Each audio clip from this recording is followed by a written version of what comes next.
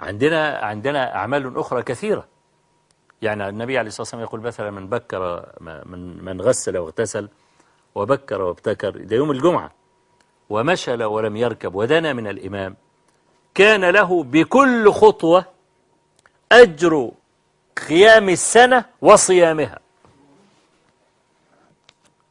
يقول ابن خزيمة وغيره من أهل العلم: لا نعلم حديثا للنبي صلى الله عليه وسلم أكثر ثوابا من هذا. عشان كده لما يكون المسجد بعيد وأنت تمشي إلى المسجد وتنفذ اللي ورد في الحديث،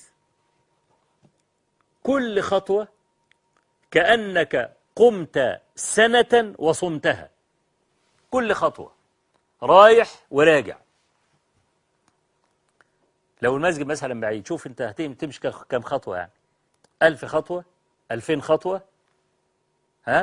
3000 خطوة. ما في ناس بيأتوا من أماكن بعيدة لما يعرفوا ثواب هذا الحديث لا يذهبون إلى المساجد أبدا إلا وهم يمشون، إلا إذا كان المسجد بعيد أو في مكان آخر في بلد أخرى، ده موضوع تاني. يبقى كل خطوة يرفع رجل، يحط رجله على الأرض، سنة صيام وقيام. رجله الثانية سنة صيام وقيام، ويفضل ماشي رجل رجل رجل، سنة صيام وقيام.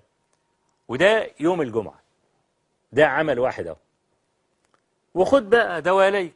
قال رسول الله صلى الله عليه وسلم، وخذ الحديث الجميل ده بحبه من زمان قوي: من غسل يوم الجمعة واغتسل ثم بكر وابتكر ومشى ولم يركب ودنا من الإمام واستمع وأنصت ولم يلغو، كان له بكل خطوة خطاها من بيته إلى المسجد عمل سنة، أجر صيامها وقيامها. الله أكبر. فاكر احنا مرة زمان فضل الله عز وجل قلنا ننفذ الحديث ده، وخرجنا من المعتمدية إلى الشيخ أسامة عبد العظيم في البساتين في الإمام الشافعي، ماشي لحد هناك علشان بس الخطوات دي، كل خطوة بسنة. سبحان الله العظيم، ده الخطوات دي ماشي تجيب لها أكتر من 2000 خطوة ولا 10000 خطوة.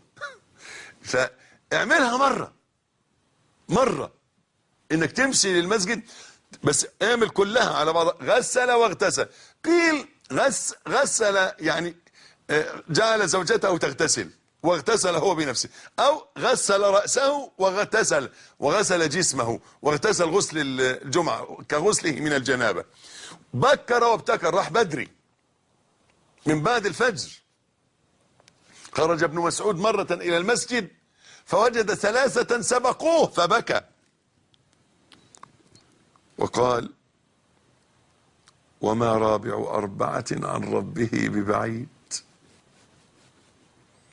فقد سمعت النبي صلى الله عليه وسلم يقول: إن الناس يجلسون من ربهم يوم القيامة كمجلسهم من الإمام يوم الجمعة. القريب يبقى قريب والبعيد يبقى بعيد.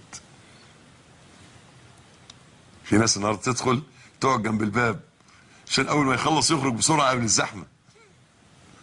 قرب يا عم الحاج.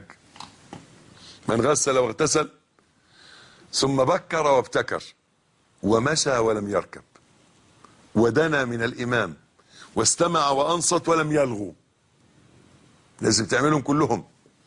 كان له بكل خطوه خطاها عمل سنه صيامها وقيامها.